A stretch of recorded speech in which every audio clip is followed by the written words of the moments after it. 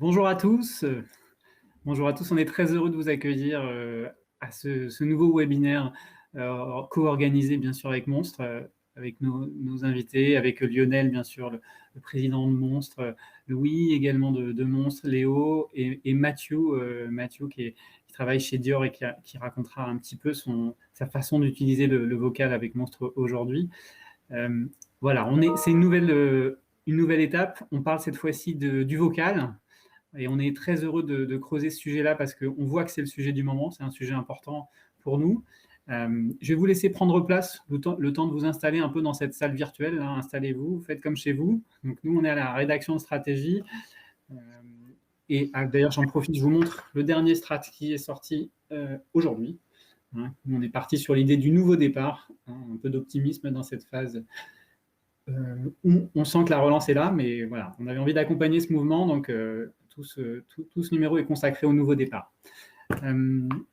Alors, la voix c'est le sujet de ce webinaire ce matin. On voit que c'est un nouveau registre en préparant ce webinaire, c'est ça qui m'a passionné, c'est que c'est un nouveau registre qui s'offre aux communicants. Finalement, ils avaient la vidéo, le digital classique, le papier pour certains encore. Voilà, il y avait tout un éventail de canaux qui s'offraient à eux. Et là, on a ce nouveau registre qui s'offre à eux. J'allais dire, c'est une nouvelle corde qui s'offre à eux. Bien sûr, c'est un peu facile, mais aussi, ce qui est intéressant, à chaque fois qu'il y a un nouveau registre à travailler, c'est qu'il faut inventer une nouvelle écriture qui va avec. C'est pas simplement répliquer, ce serait trop simple que de répliquer de la vidéo ou bien du papier ou du digital, des méthodes, des discours, des façons d'écrire, etc. Avec le vocal, c'est une nouvelle écriture qu'il faut inventer. Donc c'est ça qui est passionnant. On va entendre à travers ces différents exemples développés ce matin que finalement cette écriture elle est en cours d'invention, qu'il y a plein de nouveaux exemples, que ça marche, que l'intérêt aussi du vocal, bien sûr, c'est de parler à l'oreille des consommateurs. C'est le rêve de tous les communicants, ça, de parler à l'oreille des consommateurs, parce que, comment dire, ce lien, il est direct. Cet impact, il est direct aussi, en fait. Et puis ça nous marque, en fait. Ça nous marque. On est imprégné après par cette histoire, par ce qu'on a vécu, par cette expérience. Puis c'est aussi une alternative parce que finalement, les autres canaux sont saturés. Ce n'est pas à vous que je vais l'apprendre. Donc, être sur le vocal, c'est vraiment, sûrement, en ce moment, c'est le lieu où il faut être, mais pas n'importe comment, pas pour faire comme les autres et pas pour répliquer ce qu'on a fait par ailleurs. Donc, il faut vraiment être originaux dans la démarche, originaux dans l'histoire. On va le voir dans tous les exemples qui seront développés ce matin. Ce qui marche et ce qui fonctionne, c'est vraiment l'originalité. Et puis, une démarche qui n'est pas marketing, c'est une démarche qui est plus intelligente que ça. C'est une démarche qui est culturelle, souvent, une démarche qui est de surprendre, de faire rêver, d'emporter le consommateur, l'auditeur. On ne peut pas être dans du marketing pur en vocal, ce n'est pas possible. Voilà, alors on va essayer de creuser ce sillon ce matin, d'essayer de comprendre quelle écriture il faut adopter pour parler à l'oreille du consommateur avec ce nouveau canal du vocal. Je serais très heureux, moi aussi, d'écouter parce que ça me passionne, ce sujet-là. Et la préparation m'a donné vraiment envie de rester jusqu'au bout. Et donc, on est très heureux de vous accueillir avec Stratégie et Monstre pour écouter ce webinaire. Et puis, je passe la parole à Lionel qui va expliquer un peu de quoi on va parler. Merci Gilles, merci à tous d'être présents. Effectivement, c'est un sujet désormais qu'on développe avec vous, ces nouveaux récits de marque, quelle que soit leur forme. Tu évoquais le fait qu'il faut qu'ils, quelque part, qu'ils prennent, ils sont protéiformes, mais finalement, l'histoire, on doit développer souvent une histoire sous différentes formes, et puis le son aujourd'hui. Donc, c'est le quatrième et puis le dernier épisode de cette série du premier semestre de webinaire, avec l'idée de développer les nouveaux récits de marque. On a évoqué ensemble la réalité augmentée. Ensuite, on s'est attardé sur le shoppertainment, sur la confluence, et puis aujourd'hui sur finalement encore une nouvelle frontière pour le brand content. Cette nouvelle frontière étant clairement la voix. Parce qu'on en a parlé beaucoup il y a 2 ans. Vous vous souvenez sans doute de toutes les projections des ventes des enceintes connectées qui arrivaient en France, qui étaient assez colossales. Et peut-être on l'a un petit peu oublié au profit d'autres grandes révolutions qu'il y a, mais la voix, on est convaincu que reste un élément extraordinaire. Donc, je remercie tout d'abord Mathieu de nous avoir rejoints de la maison Dior. Mathieu, tu es International Digital Brand Content Manager, voilà, et tu es américain, et on est ravis de te voir ici. Tu parles très bien français, puisque ça fait 10 ans que tu es en France, donc on est ravis de te recevoir.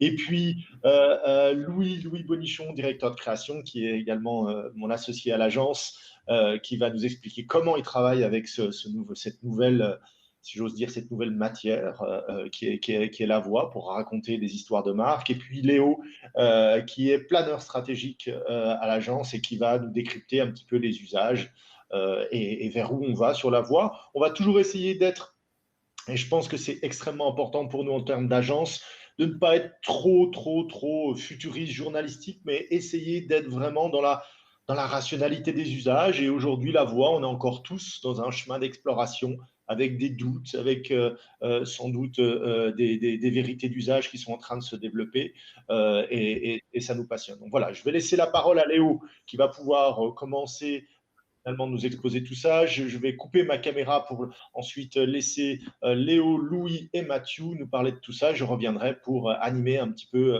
la table ronde, puisque dernier petit cadrage, 20 minutes de talk et de présentation réellement de ces évolutions et de ces usages de la voix, et puis 20 minutes d'échange façon table ronde avec Mathieu, Léo et Louis. Voilà, à tout de suite. Je vous souhaite aussi une bonne table ronde. À tout de suite. Merci beaucoup, Lionel. Aujourd'hui, nous, on a voulu choisir ce sujet parce qu'on sait qu'il n'y a jamais eu autant de moyens et de formats pour vous, pour entrer en contact avec vos consommateurs. Pourtant, ça n'a jamais été autant difficile d'émerger. Aujourd'hui, avec Louis et Mathieu, on va vous parler de la voix et comment celle-ci elle peut vous permettre de raconter des histoires, et pas n'importe quelles histoires, les vôtres. C'est un instrument qui paraît un outil, un instrument qui paraît hyper simple, mais qui est assez complexe à entrevoir, avec beaucoup, beaucoup de potentiel pour nous. On va voir dans cette présentation quelles sont les opportunités pour les marques, comment les formats se diversifient aujourd'hui pour offrir toujours plus de richesse, et aussi comment est-ce qu'on peut en tirer profit. La première question, c'est pourquoi la voix? Parce que pour nous, c'est quelque chose auquel on croit déjà beaucoup à l'agence, premièrement. Parce que la voix, c'est le moyen le plus ancien et le plus accessible de raconter des histoires. Et pourtant, aujourd'hui, c'est un des plus délaissés. Depuis, en gros, la fin de l'âge d'or de la radio dans les années 70, la voix a vu sa place vraiment décroître au profit de l'image, qui a pris beaucoup, beaucoup de place. Pourtant, tout est en train de changer. On assiste à une sorte de renouveau de la voix. Ce format qui était, ce format, il revient aujourd'hui fort du succès des enceintes connectées, des assistants vocaux, le développement des smartphones, et cetera, et cetera. On a un retour, là-dessus avec comment dire? Un usage qui se développe beaucoup. Pour le moment, ces usages qui se démocratisent, on les retient en nous avec trois grands chiffres. Le premier, c'est celui des des enceintes connectées. Aujourd'hui, il y a 11 des Français qui vont disposer d'une enceinte connectée. Alors 11, ça peut représenter peu, mais en réalité, c'est quand même 8 millions de personnes qui utilisent de manière assez récurrente ces enceintes-là. Les assistants vocaux, qui aussi sont utilisés par 46 des Français, qui sont disponibles auprès de 98 de la population, puisque toute personne qui détient un smartphone a mécaniquement accès à un assistant vocal. Et enfin, l'usage des podcasts. On a 1/10 de la population qui écoute un ou plusieurs podcasts par semaine. On est sur un usage vraiment qui se démocratise aujourd'hui. Pour le moment, quand on parle de voix, on est très, les marques ont majoritairement, en tout cas, embrassé l'aspect très serviciel que celle-ci propose. Et pour voir cela, ce qui est intéressant, c'est d'aller voir surtout les applications qu'ont développées les marques sur les enceintes connectées. On en a mis quelques-unes. En gros, aujourd'hui, on va savoir comment enlever une tâche avec Tide. On va découvrir comment préparer un cocktail avec Patron. On va commander un taxi avec Uber. On va purifier sa maison avec Dyson. Orange va nous proposer de piloter notre maison avec Maison Connectée. Hyundai de démarrer notre voiture à distance, ou encore Garlin de choisir un parfum, et VVF de réserver vos vacances. Vous avez à peu près l'idée là-dessus. Mais pour nous, la voix, il y a beaucoup plus que ça. C'est, nous, ce qu'on aime se dire à l'agence, et la question qu'on aime se poser, c'est si finalement on utilisait la voix pas seulement pour faire du service, mais également pour raconter de belles histoires. Parce que pour nous, la marque, c'est une voix et il est temps que les marques trouvent la leur. Là où l'approche servicielle, qui a été beaucoup développée ces dernières années, elle cherche vraiment à répondre à un besoin de rationalité. Nous, ce qu'on veut aller chercher, c'est l'émotion. C'est ce qu'on veut mettre en avant. Et pour nous, la voix, elle a un vrai potentiel pour ça, pour les marques, et ce pour 3 raisons principales. La première, c'est que c'est un vecteur d'intimité. On est dans un discours vraiment intime, profond avec le consommateur. On se met dans une posture vraiment de one to one versus le one to many. On on se est vraiment très, très proche de lui, on parle directement à son oreille comme le disait Gilles au début. Le deuxième point pour nous, qui est hyper, hyper important et qu'on oublie assez souvent, c'est que c'est aussi un vecteur d'incarnation. Puisqu'en fait, avec la voix, on n'a pas d'image, donc chacun voyage un peu dans sa propre imagination et son vécu. Ça permet une sorte de projection, ce qui va favoriser la capacité pour les gens à se l'associer à une marque parce qu'ils se créent leur propre image. Donc savoir quelle voix vous allez donner à votre marque, c'est un élément primordial. Parce qu'au même titre qu'un logo, une mascotte, elle devient un asset de marque fort. Sur la partie gauche de l'écran, vous voyez une personne, sa tête, elle vous dit probablement rien, mais sa voix, elle, je suis intimement sûr que vous la connaissez tous. On va écouter juste un extrait pour voir. Messieurs, nous vous souhaitons la bienvenue à bord du TGV 8489 à destination de Bordeaux-Saint-Jean. Il desservira les gares de Poitiers, Angoulême et de Libourne. Cette voix, c'est celle de Simone Hérault, pardon. C'est la voix la plus écoutée de France et c'est surtout celle qui incarne pour 2 Français sur 3 la SNCF. Donc au même titre qu'un logo et cetera, c'est une vraie incarnation pour les marques et donc il y a cette question de qui est-ce qui prêtera la voix à votre marque? Qui est nous des questions sur lesquelles on se pose beaucoup, dont on a beaucoup travaillé, entre autres avec Mathieu sur Dior, de savoir qu'est-ce qui va représenter, la marque en tant que telle. Le troisième point pour nous, c'est que la marque, c'est un vecteur de mémorisation. Le son, que ce soit la musique ou la voix, c'est les éléments qui marquent le consommateur et qu'on associe le plus fortement à une marque. La voix et le son aujourd'hui, ils augmentent la brand attention d'à peu près de 900 soit 8 fois plus qu'un logo qui sert de base son là-dessus et une célébrité quant à elle, en tant qu'incarnation, elle n'arrive qu'à 300 selon l'Ipsos View de 2020. Cette attention plus forte, elle génère une meilleure mémorisation parce que les contenus voix ont tendance déjà à être des contenus un peu plus temps long, en opposition au format vidéo, qui deviennent de plus en plus courts, eux, parce qu'ils vont favoriser la complétion à défaut de la mémorisation. En gros, pour nous, c'est ces 3 points-là qui font que la voix est quelque chose de primordial et d'extrêmement intéressant à travailler pour les marques. C'est parce qu'ils permettent une intimité avec le consommateur, ils permettent d'incarner d'une nouvelle manière les marques et surtout, ils génèrent une très forte mémorisation des messages qu'on va raconter, des histoires qu'on va raconter. En plus de ça, c'est un format qui s'enrichit. Récemment, là où avant on était sur une linéarité avec hérité de la radio, on écoutait en temps réel des gens. Aujourd'hui, il y a une interaction qui se développe. On passe vraiment d'une écoute passive au web 3.0 qui se retrouve dans la voix. Et pour ça, nous, il y a 3 formats, dont on voulait vous parler, qui nous semblent hyper intéressants aujourd'hui.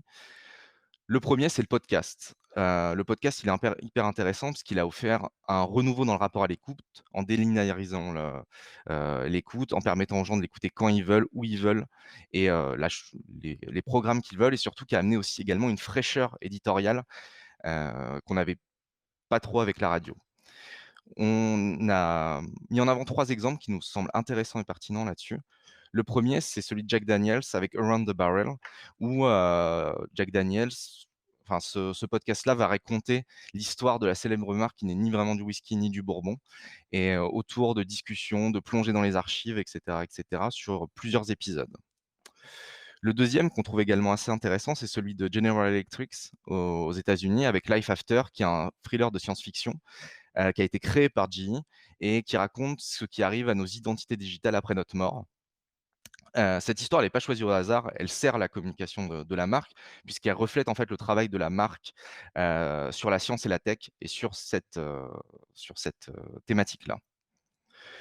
Le troisième qui était hyper intéressant pour nous et c'était pour répondre un peu à ceux qui parfois peuvent douter que leur marque elle ait une histoire assez intéressante à raconter. Sachez que même McAfee, donc McAfee c'est ni plus ni moins qu'un antivirus, Ils ont développé un podcast pardon, qui a été écouté des millions de fois, qui s'appelle Hackable. En termes de storytelling, nous, il y a un exemple qu'on aime beaucoup à l'agence, qui est celui de NASA Explorer Apollo, qui est une série de 6 épisodes qui va raconter l'histoire de la Lune, enfin de la découverte de l'exploration de la Lune et de ceux qui l'ont explorée comme si vous y étiez.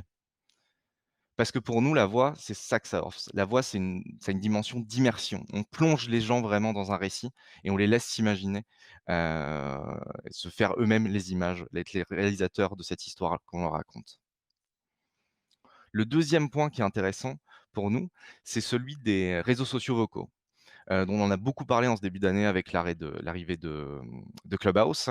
C'est pour nous en tout cas un champ des possibles qui s'ouvre, qui est hyper intéressant, puisque ça permet à tout le monde et à n'importe quelle marque de devenir un peu le présentateur de son propre talk show. Il y a quelques marques qui ont commencé à se positionner là-dessus, à développer des approches vis-à-vis de ça.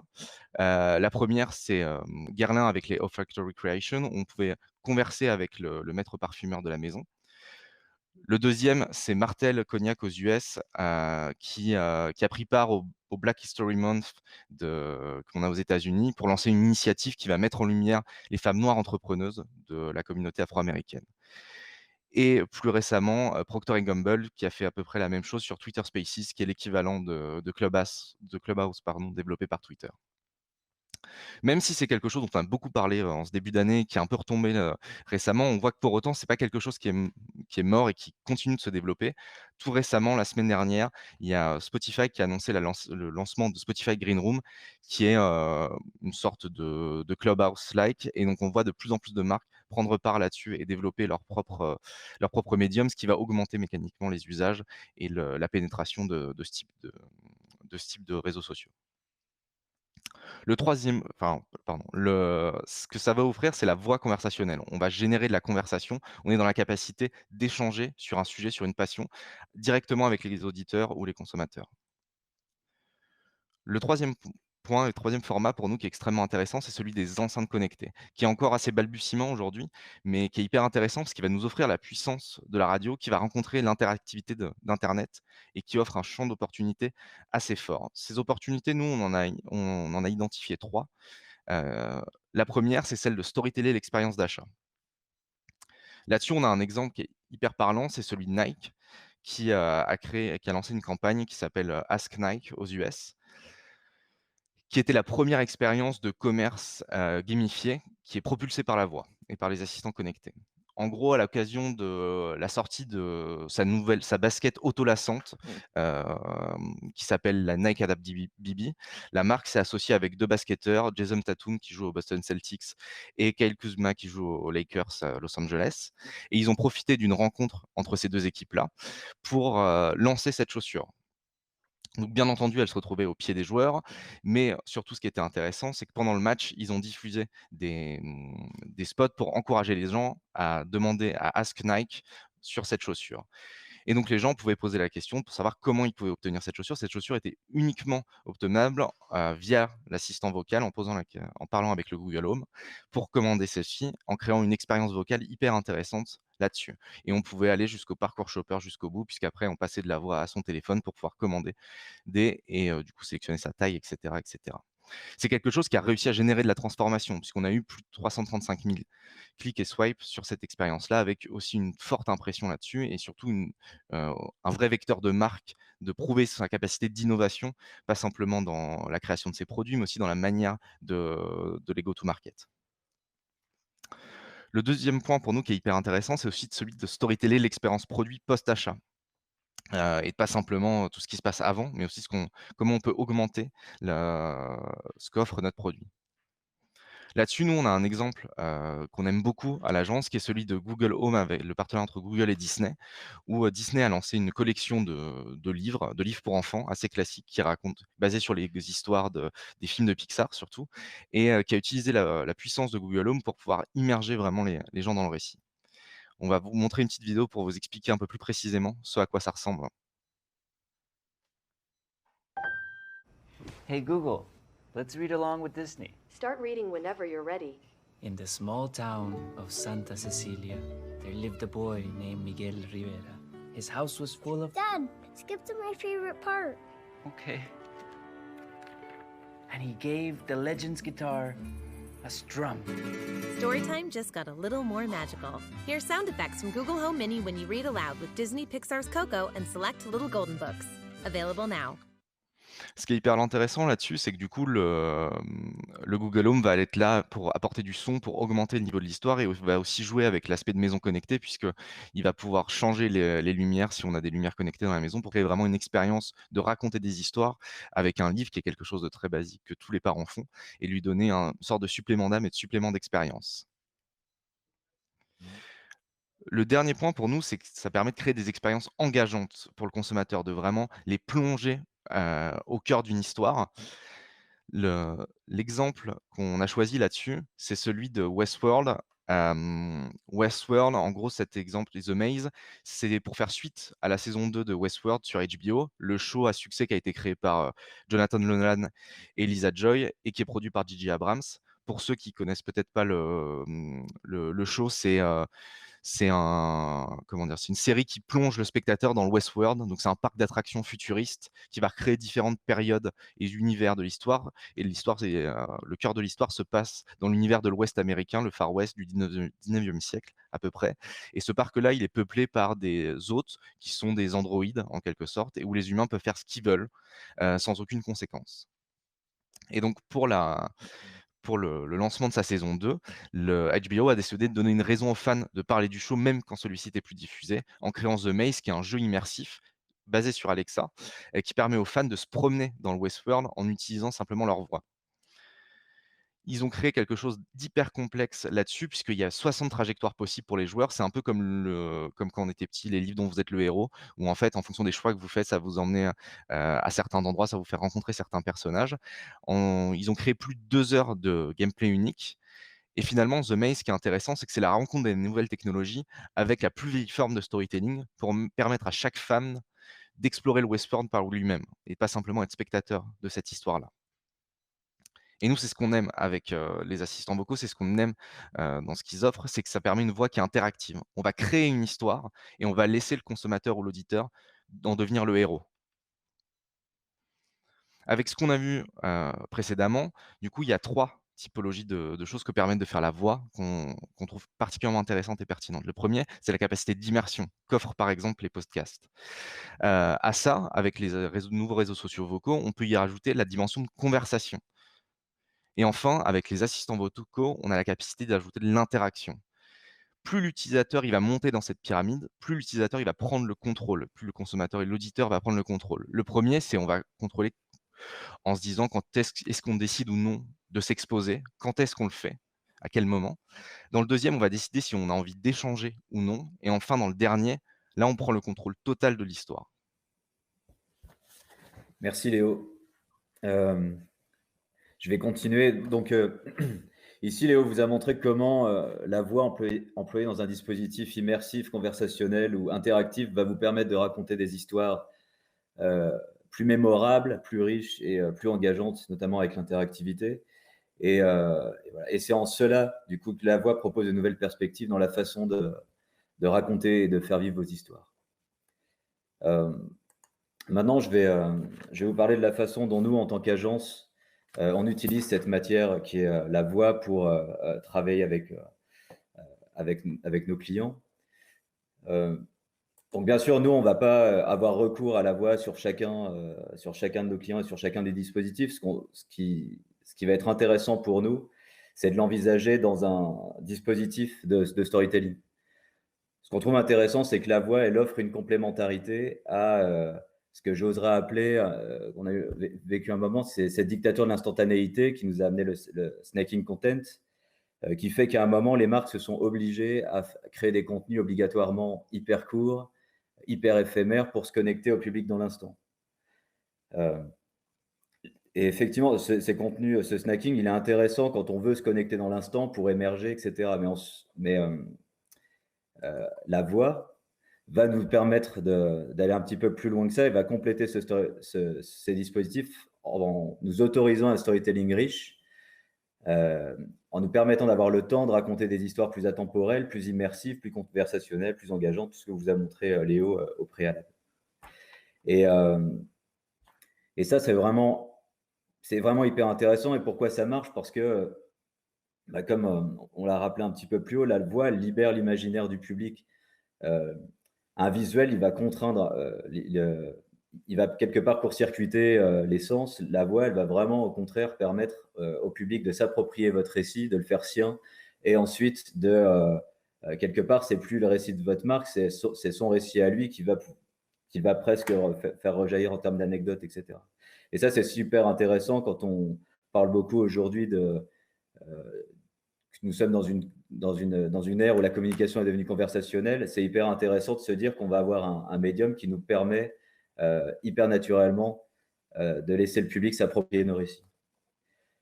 Par exemple, quand je dis pour illustrer mon propos, je vais vous présenter 3 exemples assez différents qu'on a mis en œuvre ces 2 dernières années. Le premier, c'est très récent, c'est pour une nouvelle série Netflix qui s'appelle Sweet Tooth, donc qui raconte l'histoire d'un monde où arrive au monde des nouveaux, où tous les bébés finalement naissent en étant mi-humains, mi-animaux, et ces enfants hybrides sont traqués par des humains, etc. En fait, pour faire le lancement de cette campagne, on n'a pas fait une campagne en disant regardez Sweet Tooth le 4 juin sur Netflix. On a fait une campagne qui disait réservez votre place en crèche pour votre enfant hybride au 01 73 20 35 35. Donc, dispositif ultra classique avec un numéro de téléphone. Mais ce qui est super intéressant, c'est que ce numéro de téléphone, il permettait aux gens vraiment de littéralement appeler cette fausse crèche et d'être témoin de l'intrusion des méchants de la série dans cette crèche qui venaient kidnapper les hybrides. On va écouter un extrait pour que vous vous rendiez mieux compte. Bonjour, bienvenue dans le premier réseau national de crèches dédié aux miracles de la nature que sont les enfants hybrides. Notre priorité est de créer un endroit sûr pour vos enfants. Je vais commencer par vous poser quelques questions simples sur votre bébé. Êtes-vous prêt? Premièrement, quel est le nom de votre bébé hybride? Pardon, excusez-moi, je vous écoute. Désolée, vous pouvez patienter un instant? Excusez-moi, vous n'avez pas le droit d'être ici. Je vous demande de partir. On vient chercher les hybrides. Arrêtez! Mais qu'est-ce que vous faites? Sortez d'ici! Cet établissement vient d'être fermé définitivement. Veuillez reporter tout hybride aux autorités les plus proches. Bon. Ici, on... Sweet Tooth, seulement sur Netflix. Voilà, ici, bien sûr, ici, on s'adresse aux fans de la série. Ça a été diffusé avant le lancement de la série, puis après. Mais ce qui est hyper intéressant, c'est que là, ici, quand on parlait de proximité, c'est que je suis devant ce 4x3. J'ai juste à composer ce numéro de téléphone et dans mon oreille, je suis immergé quelque part derrière ce 4e mur avec aussi une économie qui est quand même assez light mais en même temps qui va nous permettre de soigner finalement une production avec des talents hyper. La voix que vous avez entendue, c'est la voix française d'Angelina Jolie. Derrière, vous avez tout de suite une post-production spatialisée, son, etc.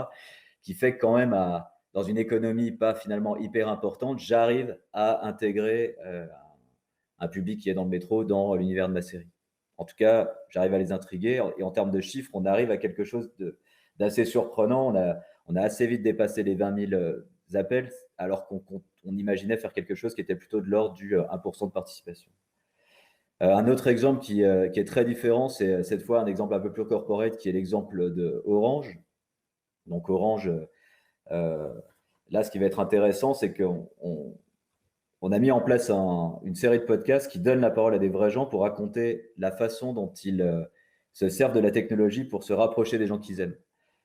Ce qui est intéressant avec ça, c'est que ici, on est sur une rencontre authentique avec la marque qui est incarnée à travers une collection de vraies personnes qui vont raconter de vraies histoires. Et puis en même temps, on est aussi dans l'illustration, l'incarnation du reason why de la marque, rapprocher les gens. Je vais vous montrer un extrait rapidement du teaser qu'on avait diffusé pour le promouvoir.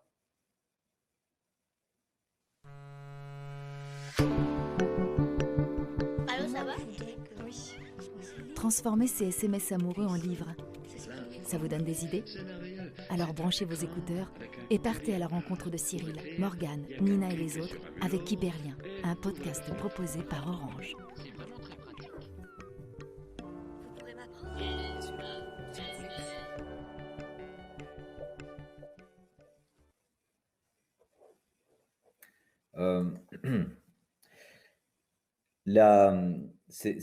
Donc on a fait une collection de un peu moins d'une dizaine d'histoires dans lesquelles vous allez trouver des inconnus, mais aussi des gens, des célébrités comme par exemple la créatrice d'Amour solitaire, ou des influenceurs un peu plus reconnus. En tout cas, ce qui est intéressant ici, c'est que ces histoires elles étaient distribuées sous la forme de petites cartes postales dans les boutiques d'Orange. Donc quelque part, c'était en même temps un gift une espèce de cadeau qui vous permettait d'entrer dans l'univers de la marque, mais on avait également tout un dispositif qui permettait aux clients de téléphoner et raconter également leur histoire pour qu'elle soit à leur tour transformée en podcast. Donc c'est là où c'est aussi intéressant de voir que la voix, ça nous permet de créer un espèce d'écosystème conversationnel entre la marque et son audience de façon finalement assez simple. Le dernier exemple que je vais vous montrer, là on va aller un peu plus vers la promotion des ventes et vers quelque chose d'un peu plus marketing, mais c'est un peu à l'image du cadeau que vous avez à l'intérieur d'un Kinder Surprise. C'est Haribo qui, pour Halloween, distribue à chaque fois avec nous une sorte d'expérience à ses clients à l'intérieur de ses packs. Là, cette expérience, elle est immatérielle. C'est sur tous les packs d'Halloween que vous avez au moment d'Halloween, sur tous les packs Haribo, vous avez un call to action avec un QR code qui vous redirige vers une expérience que tout le monde peut vivre, qui cette année était une collection d'histoires à commanditer soi-même en choisissant le personnage principal de son compte, l'endroit qu'il va traverser, le personnage qu'il va rencontrer. Et avec ça, vous génériez environ un peu moins d'une trentaine d'histoires. Voilà. C'est 3 exemples assez différents et là, aujourd'hui, on va un petit peu plus s'attarder sur la série de podcasts que nous avons réalisés pour Dior. Donc, on va en discuter avec Mathieu dans quelques minutes. Avant, je vais peut-être juste vous présenter le podcast dans sa globalité. Donc, à la base, c'est une série de podcasts qui devait être un documentaire sur un format assez long, puisque c'est un format qui dure un petit peu plus de 20 minutes et qui était destiné à un public international. En gros, la chose la plus importante qu'on devait dire avec ce podcast, c'est de présenter Christian Dior, non pas comme un couturier, mais aussi comme un parfumeur, parce qu'en fait, Christian Dior dès le début de son enfance, nourri une passion pour le parfum, et il a commandité lui-même ses parfums, il en a créé même certains, et c'est une histoire qui était difficile à raconter sous une autre forme, sous une forme de snacking, content, sous la forme de vidéos, etc. Et le podcast s'y prêtait beaucoup. On va regarder, on va vous diffuser un extrait du case study pour vous le présenter. L'industrie du luxe n'est pas épargnée par la guerre de l'attention. Des millions de contenus se livrent à une concurrence intense pour capter nos regards et nous raconter une histoire le plus efficacement possible. Mais pour explorer un univers et partager toute la richesse de ses détails, nous avons besoin de temps. En 2020, nous avons pénétré dans les archives d'une des plus grandes maisons de luxe au monde, la maison Christian Dior. Nos équipes ont mené une longue enquête pour essayer de comprendre ce qui avait précisément inspiré son fondateur et ce qui l'a amené à se définir à la fois comme couturier et parfumeur. La démocratisation des podcasts nous a offert le format idéal pour raconter cette histoire au grand public. C'est ainsi que nous avons conçu Dior Untold. Dior Untold, la première série podcast qui vous plonge dans les coulisses de la maison Dior et de son savoir-faire unique. Une immersion dans l'univers fascinant de son créateur et de ses inspirations profondes. Épisode 1. Pour l'amour des fleurs. Entre narration et interview, passé et présent, ce format explore les genres du polar et du documentaire. Il prend par la main l'auditeur pour lui faire traverser la mythologie personnelle de Christian Dior. Voilà, aujourd'hui, on a réalisé 3 épisodes de Dior Untold. Dior Untold, pour moi, c'est un peu la synthèse de tout ce qui a été raconté un petit peu plus haut. C'est vraiment une immersion dans les coulisses de la maison Dior et l'histoire personnelle de son fondateur. On a vraiment l'impression que la maison Dior vous raconte une anecdote ultra personnelle dans votre oreille. Et c'est vrai qu'il y a un attachement qui se crée à la maison qui est hyper fort. Voilà, je vous invite à découvrir le premier épisode. Le premier épisode, par exemple, si je vous donne un exemple, il va raconter l'enfance de Christian Dior qui vit dans une maison à Granville et qui, pendant toute son enfance, va cultiver un jardin avec sa mère. Et malheureusement, après la crise de 29, la famille de Christian Dior a été ruinée et a dû quitter cette maison de Granville. Et en fait, toute sa vie, Christian Dior a cherché à reproduire les parfums de son enfance qui sortaient dans ces jardins-là.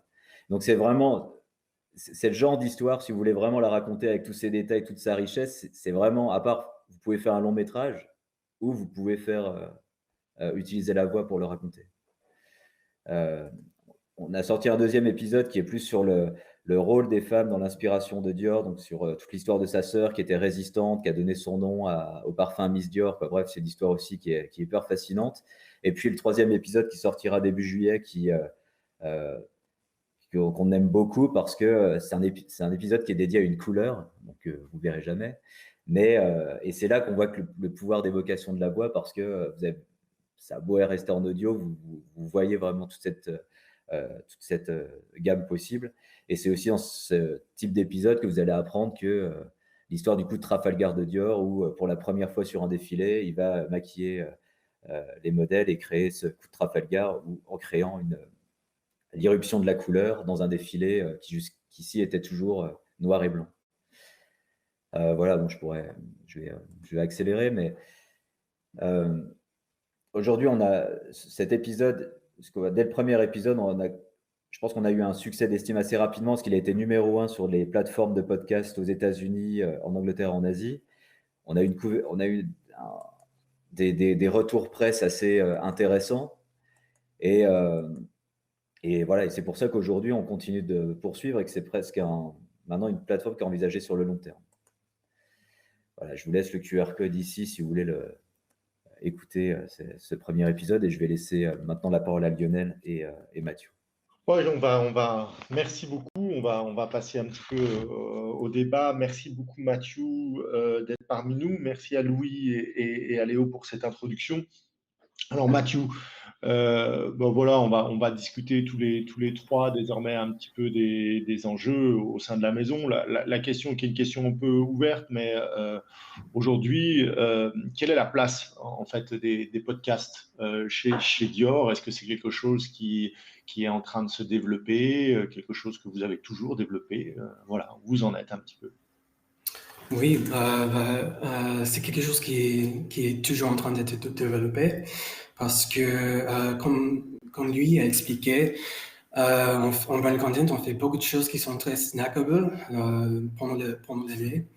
Donc, par exemple, on est sorti le podcast sur les fleurs, qui était lié vraiment pendant le moment de récolte de la rose de mai, qui est une fleur très très important pour la maison, pour Christian Dior, parce que Dior était installé à Grasse dans les années 50. Il a son château là-bas aussi. Donc, tout ça, c'est très important de raconter dans tous les mythes, tous les codes, tous les pourquoi on raconte toutes ces histoires en stackable, et comment on peut aller plus loin comment on peut raconter cette histoire. D'accord. Du coup, est-ce que d'ailleurs, ça me permet d'avancer sur une question et puis on complétera après, mais est-ce que toi, dans ton expérience et là, par rapport au podcast, est-ce que tu vois une durée de limite de vie d'un podcast, ou est-ce que vous imaginez plus des podcasts quelque part intemporels? Je ne vois pas les limites. Je pense que c'est vraiment quelque chose, c'est presque un support pour tout ce qu'on fait en image, parce qu'on peut pas, on peut prendre des photos des fleurs, prendre des récoltes par exemple, mais ça raconte par l'histoire. Donc, vraiment la voix, c'est vraiment le chapiteau dans tout ce qu'on fait. Et puis, toutes ces évolutions dans la voix, dans les podcasts qui va arriver, j'imagine, c'était vraiment cool ce qui était présenté avec Google, par exemple, cette immersion avec les livres. Donc, je pense qu'il y a toujours la place, bien sûr, avec la voix, et comment on raconte vraiment ces histoires. Est-ce qu'il y a des difficultés particulières pour nos auditeurs? Est-ce que toi, aujourd'hui, en tant que brand content manager, tu vois des difficultés dans la fabrication ou la mise en place d'un podcast?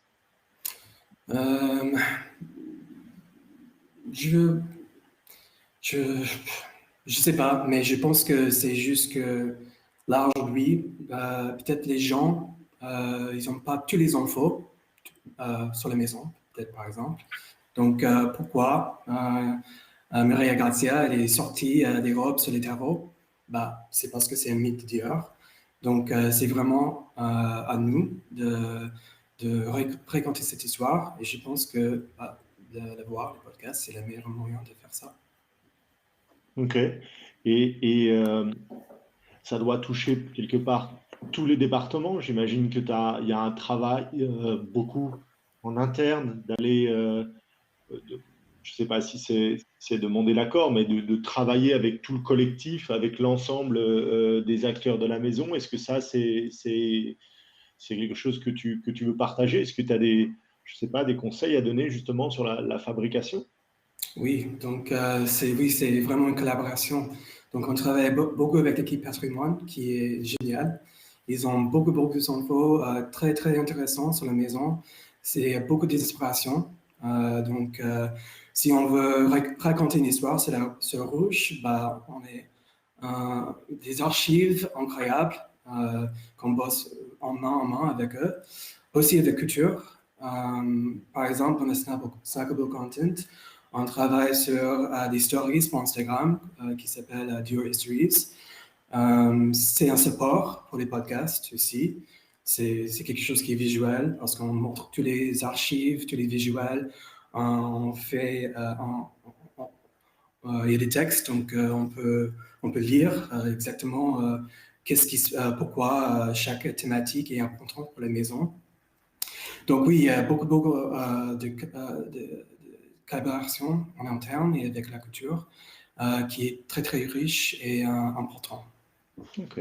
Et Louis, tiens, justement, toi, en tant que directeur de création, comment tu travailles dans ce travail de recherche? C'est quoi un peu le rôle d'un directeur de création sur un podcast? Nous, je pense qu'il y a vraiment le travail d'abord au préalable. Avant d'écrire vraiment le détail de tous les épisodes, c'est de s'assurer qu'on a assez de matière pour le raconter sur différents épisodes. Donc, on a un peu cette écriture de la Bible du podcast. Ça veut dire on va choisir le ton, on va faire les recherches historiques, on va voir comment on pourrait les découper en plusieurs épisodes et qui on pourrait potentiellement interroger pour enrichir chaque épisode. Et ensuite, ensuite, on va travailler avec notre partenaire sur la partie écriture, où l'écriture dure à peu près 3 à 4 semaines, donc c'est assez long. Par contre, au préalable, on fait quand même tout le travail de recherche et d'angle pour dire, voilà, c'est le premier épisode, on va le faire sur le thème des parfums, le deuxième sur le thème des femmes, le troisième sur le thème du rouge. Voilà. C'est important aussi de souligner qu'en fait, ce qu'a aussi souligné Mathieu en amont, c'est que le choix des thématiques, il va être fait aussi en fonction des temps forts marketing. On va pas par exemple, le rouge là va sortir avec un temps fort marketing hyper important, vous allez avoir un spot. Pardon, je sais pas si je peux révéler ce qui va se passer, mais en tout cas, voilà. Nous, notre but, c'est de créer déjà on sait qu'on a une Bible avec plusieurs histoires dans lesquelles on va pouvoir puiser et ensuite on va choisir ces histoires-là en fonction des temps forts marketing et c'est en ça que notre rôle d'agence il est important. Ok. C'est marrant parce que tu parles d'un temps fort marketing et Mathieu également, tu le soulignais, mais en même temps, on est sur un format intemporel, un format qu'on va pouvoir exploiter dans finalement, j'ai l'impression qu'écouter l'épisode 2 ou l'épisode qui va sortir sur le rouge là, je peux le faire dans 2 ans et ce qui est narré dedans est toujours d'actualité. Donc, c'est assez intéressant. Léo, on parlait des usages tout à l'heure et puis Louis nous présentait ce qui avait été fait sur Orange, notamment avec Hyperlien. Et quelque chose sur Orange qui pour moi, connaissant forcément le dossier, m'intéresse et je pense que Mathieu, tu pourras réagir là-dessus, c'est raconter des histoires dans le point de vente. Aujourd'hui, je sais qu'une partie des podcasts Orange, on pouvait les écouter dans les boutiques Orange, alors qu'elles sont en rien commerciales, hein, mais notamment par une douche sonore. Est-ce que dans les usages, toi, tu vois des choses qui vont arriver au moment où, quel est le moment le plus opportun ou le lieu le plus important, le meilleur moment pour écouter un podcast, quoi. Alors là-dessus, je vais te faire un peu une réponse de Normand, mais il y a pas vraiment de bon ou de mauvais moment. Ça va dépendre de chaque marque et de chaque histoire qu'elle a et de chaque, comment dire, à quel moment de consommation aussi on se trouve. Par exemple, si je suis une marque, je sais pas, de grande consommation qui est très liée à la cuisine, et ben forcément le moment de la cuisine, de la préparation peut être un moment intéressant pour raconter des histoires. Il y a même des marques, par exemple Casper qui vend des matelas aux US, qui fait des podcasts qui ont vocation à être écoutés pendant qu'on dort. Donc en fait, le moment de consommation, il va dépendre de l'histoire qu'on a envie de raconter, de quelle typologie de marque, mais il y a autant de bons moments de consommation qu'il y a d'heures dans la journée, je te dirais, là-dessus. Mathieu, tu penses que Dior, ça serait possible un jour qu'ils mettent à disposition dans les boutiques, dans les lieux de vente, les podcasts? Tu penses que ça ferait sens? Ça fait vraiment du sens, oui. Par exemple, en janvier, il y avait les boutiques de la collection privée qui étaient réhabillées en 3 de juillet parce qu'il y avait une collection de 3 de juillet. Et donc, on a fait un Dior Histories, on n'a pas fait de podcast, mais pour vraiment raconter cette histoire autour de ces codes Dior. Donc oui, ça va être très, très intéressant d'avoir un podcast dans les boutiques pour expliquer pourquoi 3 de juillet est important pour les maisons. Ok, oui, c'est vrai que nous, à l'agence, on a vu et on voit de plus en plus d'exemples avec ces fameux douches sonores qui te permettent d'écouter quelque chose sans forcément mettre de casque, mais dans un lieu ouvert et qui sont assez intéressantes. J'ai pas mal de questions dans le chat qui me posent et je sais que peut-être tu auras quelques réponses à donner. Qu'en est-il de la récurrence, de la longueur? Aujourd'hui, on en est à 3 épisodes. Est-ce que c'est quelque chose de complexe ou est-ce que c'est quelque chose, quand vous attaquez un podcast, et en l'occurrence Dior Untold, est-ce que c'est scellé, vous dites on va faire 10 épisodes, est-ce que c'est progressif? Est-ce que tu as un retour là-dessus à nous faire? À moi? Oui, Mathieu, pardon. C'est progressif pour l'instant, mais comme on expliquait, il y a toujours une période de marketing, entre guillemets, qu'on regarde et on nous demande si c'est la meilleure période de vraiment faire un podcast. Donc, par exemple, on avait fait un podcast sur les femmes. Donc, c'était pendant le journée de la femme. Et on avait une activation qui s'appelle Chin Up, autour c'était l'idée par Charlize Theron. Et puis, on a dit que ça va être bien d'expliquer la relation et le support que Christian Dior avait avec les femmes, notamment sa sœur, comme on l'a dit. Donc, comme un chapiteau de cette période. Donc, c'est vraiment progressif et on regarde dans l'année quand est la meilleure période pour raconter ces histoires riches de la maison. Ce que je peux peut-être juste compléter par rapport à la récurrence, c'est qu'on n'est pas dans une logique d'abonnement. Là, par exemple, le podcast, on n'est pas dans un... Dior, c'est pas Dior Untold, la promesse, c'est pas de sortir un podcast tous les mois, tous les 2 mois, etc. C'est de donner un espace où on va pouvoir entrer dans la richesse un peu plus en profondeur dans le temps fort associé. Donc là, sur Rouge, c'est vraiment comprendre vraiment le rôle de la relation entre Christian Dior et le rouge, pourquoi ce rouge à lèvres iconique, etc. Et on va vraiment voilà, c'est prendre le temps. Donc, on n'a pas, peut-être qu'il y en aura 5, 10, mais c'est plus une collection qui se fait sur le long cours. Ouais. Pour rebondir sur ce que dit Louis, l'intérêt du podcast et de ce qu'on a fait aussi avec Durant Told, c'est que ça fait partie d'un écosystème. C'est pas du stand-alone, c'est pas quelque chose qui a vocation à n'être que tout seul. Il est là pour, c'est un nouvel élément, c'est un nouveau moyen de toucher les consommateurs avec une nouvelle manière, une nouvelle grammaire, et qui est intéressante pour nous et qui vient en association avec d'autres choses. Ok, peut-être une dernière question et après on regardera. Alors ici on a quel est le coût moyen? J'y reviendrai peut-être plus tard parce que bien évidemment ça peut varier, mais une question pour Matthew. On a parlé du lieu de vente comme potentielle diffusion des podcasts. J'ai quelques questions qui tournent autour du fait de se dire comment vous exploitez le podcast? Et c'est vrai que c'est une question que souvent les marques se posent. C'est bien beau de faire un podcast, mais quels sont un peu les leviers de diffusion que toi et que vous avez pu mettre en place avec Dior? J'imagine votre own média pour commencer, mais peut-être tu peux nous en un peu plus. Oui, pour l'instant, oui, c'est tous les supports pour les podcasts, donc Spotify, Podcast, Apple. Donc, c'est déjà diffusé comme ça, mais c'est vraiment, comme j'ai expliqué, c'est un chapitre de tous nos contenus stackables ici, donc comme Dior Series ou quand on fait des récoltes. Donc, c'est quelque chose qu'on diffuse sur nos réseaux sociaux. Donc, on fait des teasers sur Instagram avec les liens swipe up pour les podcasts. C'est aussi diffusé sur YouTube qui fonctionne bien. YouTube a fonctionné très bien pour le deuxième podcast. Donc, aujourd'hui, c'est très digital sur nos plateformes internationales.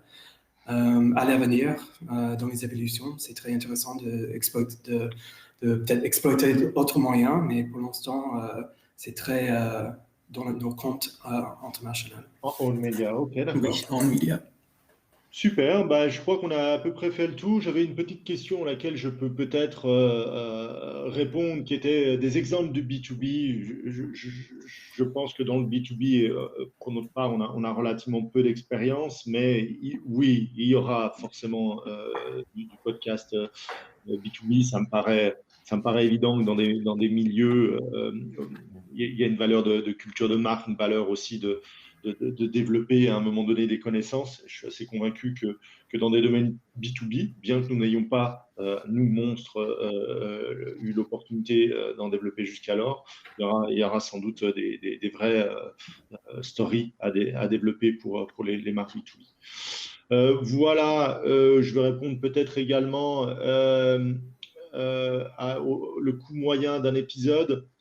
Je crois que je vais répondre cette question par exactement une même question. Quel est le prix moyen d'un appartement? C'est assez dur à déterminer. Donc, bien évidemment, Louis précisait que il est vrai, lorsqu'il n'y a pas de tournage à faire, il y a une facilité. Et même si ce n'est pas une réponse de Normand, comme disait Léo, mais je pense qu'un épisode peut allègrement, entre l'écriture, la mise en œuvre, être très large. Je vais dire vraiment une fourchette très large, mais de 10 000 à 30 000 euros selon combien de temps on va passer sur l'écriture, de quoi on va parler, quels moyens on va mettre dans l'enregistrement. Est-ce qu'il n'y a qu'une voix off? Est-ce qu'il y a de la sonorité avec un mix sonore? Est-ce que je fais appel, comme le disait Louis, à une voix bien particulière et donc il y a un cachet, etc. Il y a plein de critères. Donc voilà. Merci encore une fois à toi Matthew, merci Louis, merci Léo. On est dans le timing. Si vous avez quelques questions, n'hésitez pas à les poser directement à l'agence ou directement aux personnes. Je suis assez convaincu que vous les retrouverez sur LinkedIn ou d'autres réseaux. Voilà, et nous, pour ce qui est de l'agence, on se tient également à votre disposition. On est ravis de clore cette série de webinaires. On est convaincu que le récit des marques est en train de se transformer et prend, comme le soulignait Léo, plein de formes. Il n'y a pas une forme qui va remplacer une autre. Je pense que c'est finalement, on discute tous un peu avec différents moyens selon le contexte dans lequel on est et le contexte d'écoute. Voilà.